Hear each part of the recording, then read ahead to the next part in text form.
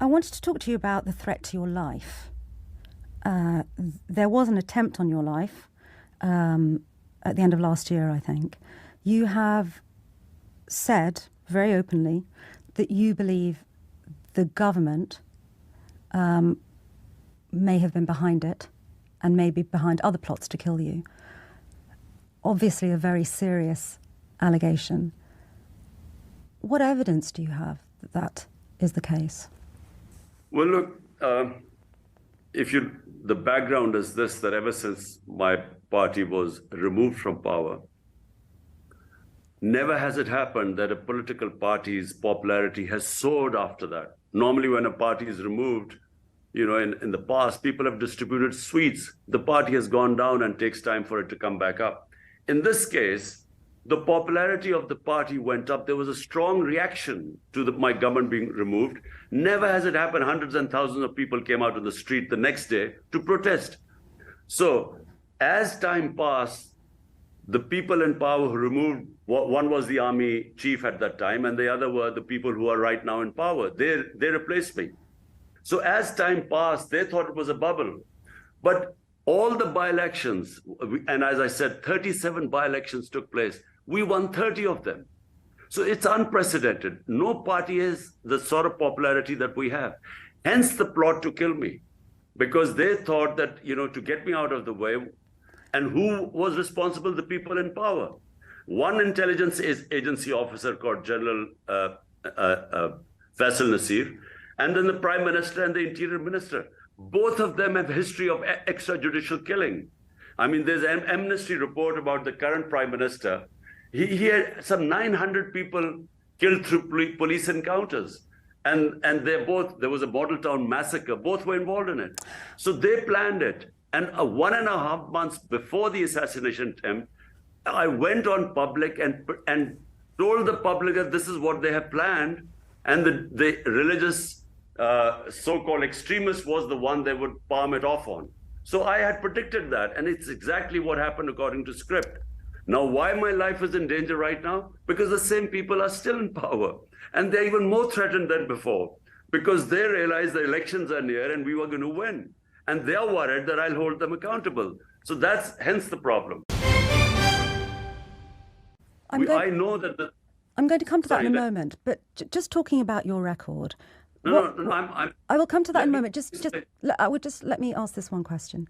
What the government have said and what those who stand against you say is that during your term, you ended up having to turn to the IMF for an economic bailout, that the economy began to tank, that you made controversial comments about Afghanistan and the Taliban, that extremists took root in Pakistan. They say, your critics, that when you were ousted in a no-confidence vote, you were the first Prime Minister to whom that had happened.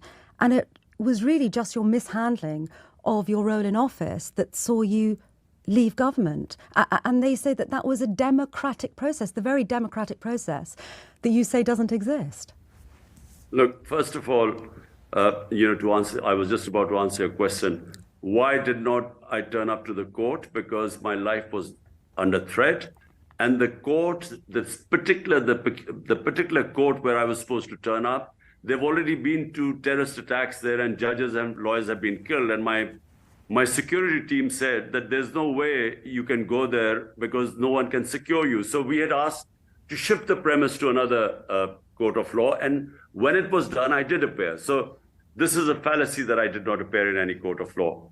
As I said, I've 140 cases, and I keep appearing in different courts. Now, when my government was removed in April last year, if you look at the economic survey of Pakistan, which surveys the economy, it's an annual report. It was the best economic performance of a team in the last 17 years. It overshot all its targets.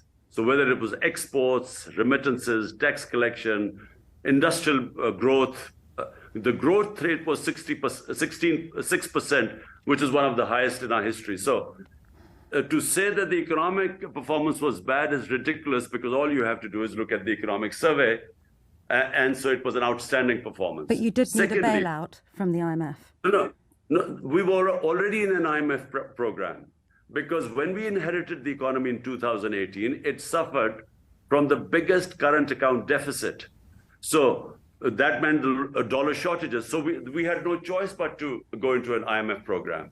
And so to say that it was because of economic reasons is just, the facts and the economic survey of Pakistan completely refute that. About my foreign policy, what did I say about Afghanistan? All I said was there would never be any military solution, and there wasn't. And secondly, in Pakistan, I did not agree with Pakistan joining the US war on terror, because no country has sacrificed so many of its people for some other country like Pakistan did. 80,000 Pakistanis died in the US war on terror.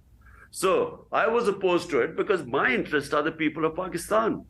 So a foreign policy must be made for the benefit of your own people, not sacrificing them for some other country. There are now a raft of charges that have been laid against you, the most serious of which are claims that you are a terrorist working against the interests of Pakistan. What do you say to those charges? Well, Sangita, look, people in this country know me for 50 years. I'm probably the person most well-known in my country and for the longest time. So they know I've never broken one law of Pakistan in these 50 years. So these are completely fabricated cases, politically motivated, basically to keep me out of the election run. We have elections coming up, and so far out of the 37 by-elections, my party has won 30 in the last few months. And all the opinion polls show that we are going to win. So rather than face elections, basically they want me somehow out of the race, and with a lot of these charges, either to jail me or to disqualify me. Members of your team have also been arrested. What is the situation for them? Well, 3,100 of my supporters, of PTI workers, they are jailed right now. And this is an unprecedented crackdown which has happened in Pakistan. It's unique in a democratic history. I mean, even in martial laws, this was a bit extreme, the way the crackdown has taken place. And this is, again, I repeat, it is to weaken the party, because there are elections due this year. And the entire ruling coalition is petrified that if elections happen, they'll lose.